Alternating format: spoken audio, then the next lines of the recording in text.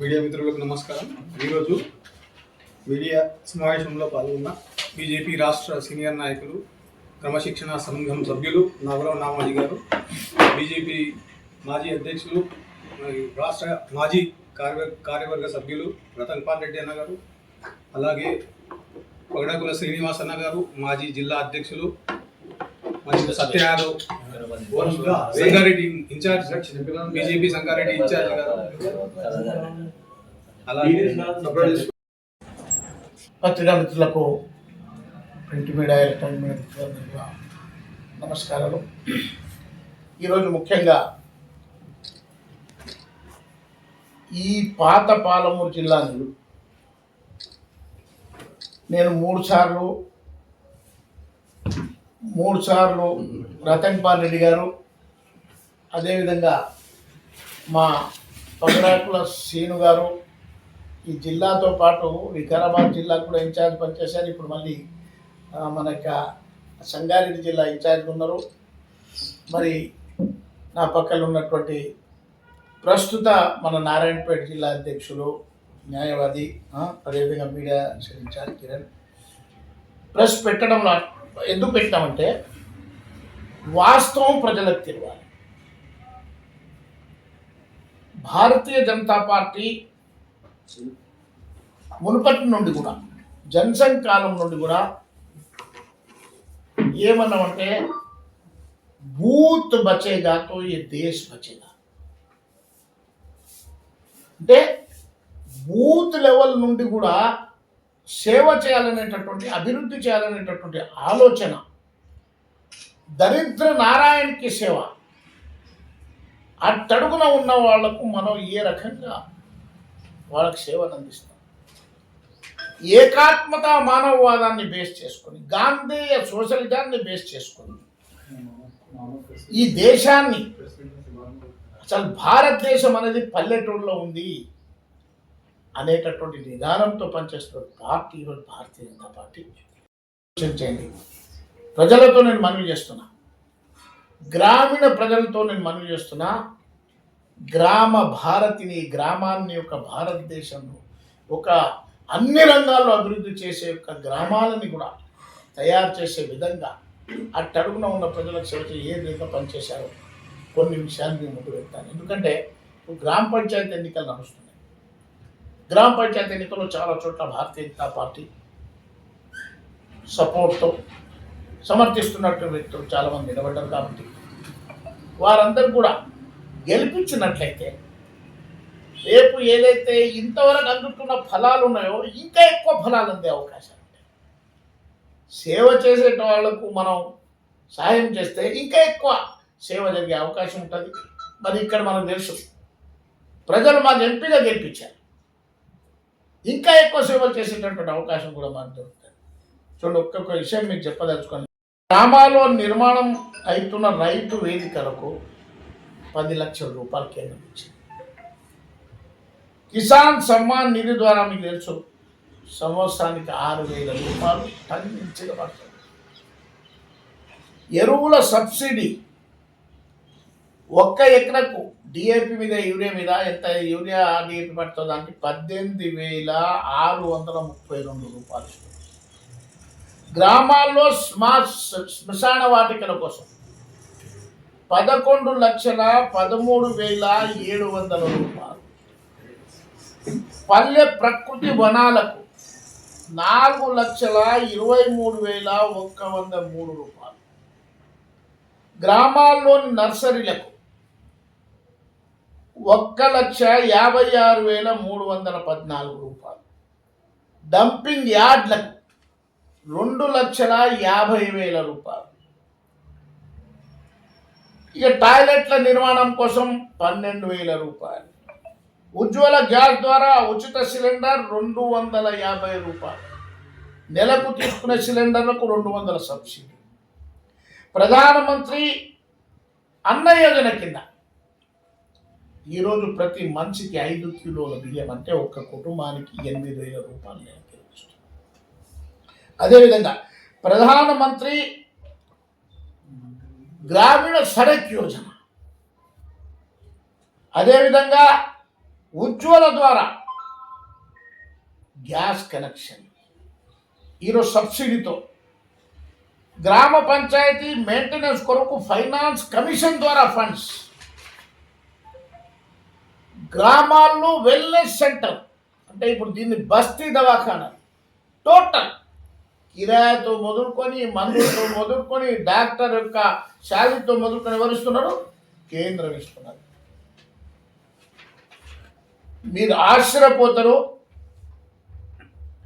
పిఎంశ్రీ కింద ఈరోజు గ్రామాలకు మన యొక్క నారాయణపేట జిల్లాలో 19 స్కూళ్ళు సెలెక్ట్ చేయడం. పిఎంశ్రీ కింద మీరు ఆశ్చర్యపోతారు. కరాటే మాస్టర్కు 10,000, యోగా నేర్పే వాళ్ళకు 10,000, స్పోర్ట్స్ మీట్స్కు 50,000, ల్యాబ్స్ కంప్యూటరైజ్ దాని కోసం 5 లక్షల రూపాయలు. ప్రతి పిల్లవానికి పిఎంశ్రీ కింద టూర్ తిప్పడానికి 500 రూపాయలు. రైతులకు గిట్టుబాటు ధర, రైతులు పండించిన ధాన్యాన్ని కొనుగోలు చేయడానికి సంచితో మొదలుకొని, దబడంతో మొదలుకొని అన్ని కూడా కేంద్రమే. ఈవెన్ ట్రాన్స్పోర్ట్, ఆయుష్మాన్ భారత్ కింద 5 లక్షల రూపాయల ఫ్రీ ట్రీట్మెంట్. కానీ ఈ గవర్నమెంట్ ఇంతవరకు ఆపేది. వీళ్ళ ఆరోగ్యశ్రీ బంద్ అయిపోయింది. పోతే అడిగే నాతుంది. చిత్రం ఏంటంటే గర్భిణీ స్త్రీలకు 12 వారాల పాటు శ్రమిస్తే నరేంద్ర మోదీ చింతత 24 వారాలు వస్తాయి. అదేవిధంగా గ్రామాల్లో అంగన్వాడీల ద్వారా పౌష్టికాహారం, కడుపులో పిల్లగాడు ఉన్నప్పుడు, పిల్లగాడు పుట్టిన తర్వాత కూడా ఆశా వర్కర్లు శాలరీస్తో మొదలుకొని అన్ని కూడా కేంద్ర ప్రభుత్వమే. మెడిసిన్స్, జనరిక్ మెడిసిన్ ద్వారా ప్రధానమంత్రి ద్వారా ఈరోజు 2,000 రూపాయలు ఖర్చు అయ్యేటటువంటి మందులు 400 రూపాయలు ఈరోజు జనరిక్ మెడిసిన్ దొరుకుతుంది. మన జిల్లా హాస్పిటల్ ఇప్పుడు అప్పంపల్లి దగ్గర కట్టిన హాస్పిటల్కు ఫస్ట్ విడత 66 కోట్ల రూపాయలు. సర్వ శిక్షా అభియాన్ కింద మధ్యాహ్న భోజనంతో పాటు బిల్డింగ్ల నిర్వహణ, పాత్రలు అన్నీ కూడా కేంద్రం. ఖేలో ఇండియా పేరు మీద నారాయణపేట కూడా సెలెక్ట్ చేసుకొని జిల్లా కేంద్రాన్ని నెలకు 25,000 రూపాయలు జీతం ఇస్తూ, పిల్లలకు ట్రైనింగ్ ఇస్తూ దానికి 12 లక్షల రూపాయలు కేటాయించారు. అదేవిధంగా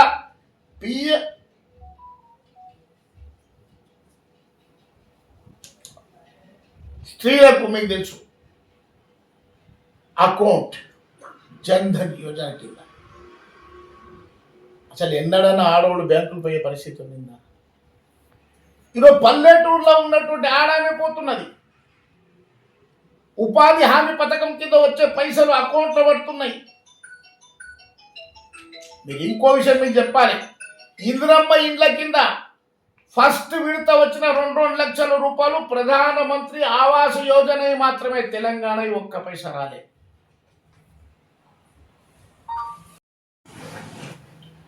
హైవేల నిర్మాణం, ఇక పట్టణాలు లేదు. పట్టణాలు వచ్చిన చెప్పదలుచున్నాయి. 15-14 ఫైనాన్స్ కింద 1 కోట్ల రూపాయలు మనం వచ్చినాయి. దీంతో పాటు భారతీయ జనతా పార్టీ మాడీకరణమ్మ గెలిచిన తర్వాత కేవలం 1 ఇయర్ లోపలే దాదాపు 120 సెంటర్లలో హైమాస్ బల్బులతో ఆధునీకరించిన ఆమె నిధులతో. ఫారెస్ట్ డిపార్ట్మెంట్లో గొప్ప స్కీమ్ కింద చెట్లు నాటడానికి, చెట్లు పెంచడానికి, చెక్ డ్యాములు కట్టడానికి, అడవులో వన్యమృగాలు రక్షించడానికి టోటల్ పైసలు కేంద్రంలో. వ్యవసాయదారుడు తన కళ్ళాల్లో కళ్ళం కోసం ఒకవేళ కట్టుకున్నట్లయితే దానికి కూడా పైసలు ఇస్తున్నాం. కాబట్టి పల్లెటూర్ల గురించి బీద ప్రజల గురించి ఈరోజు ఒక్కసారి అన్నం తినే అన్నం నుండి తీసుకొని మరుగుదొడ్డి నుండి తీసుకొని లైట్ల విషయంలో దీన్ దయాళ్ ఉజ్వల యోజన కింద ఏ కొత్త పోలేసినా సెంట్రల్దే, ఏ కొత్త సబ్స్టేషన్ తెరిచినా సెంట్రల్దే, ఏ కొత్త ట్రాన్స్ఫార్మర్ తెచ్చినా సెంట్రల్దే, ఫ్రీ మీటర్ కనెక్షన్స్ కేంద్ర ప్రభుత్వం ఇస్తున్నారు. ఒక్కసారి మీరు ఆలోచించండి. అడవులని కడుపు నుండి తీసుకొని, మరుగుదొడ్డి నుండి తీసుకొని, లైట్ నుండి తీసుకొని, రోడ్ల నుండి తీసుకొని, అడవుల పెంచకం నుండి తీసుకొని, చెరువుల పెంచకం నుండి తీసుకొని, అదే ప్రాజెక్టులు జరుగుతుంటే కూడా 22,000 కోట్లు పైసలు ఇచ్చింది మనకు తెలుసు, మన జిల్లా ప్రాజెక్టు. కాబట్టి ప్రజలకు నేను ఒకటే కోరుతున్నా, ఈరోజు బీద వాళ్లకు సాయం చేస్తున్నది ఎవరు? ఇప్పుడు మా సీఎం చెప్తున్నాడు, అర్థమైతే లేదు.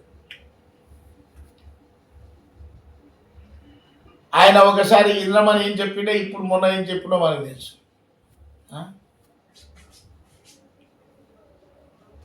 దేవుళ్ళ గురించి అడ్డగోలుగా మాట్లాడతారు. కాబట్టి నేను మనవి చేస్తున్నా, అయ్యా నాయనా, చిన్న వయసులో ఉన్నావు, మా పాలమూరు జిల్లా నీకు సీఎం భిక్ష పెట్టింది. పాలమూరు జిల్లాలో, మా జిల్లాలో కొడంగల్ ఏరియాలో నేను గెలిపేయకుంటే ఈరోజు ఏం గతి అవుతుండే, మా పరువు తీయదురా నాయన అని చెప్తున్నాను.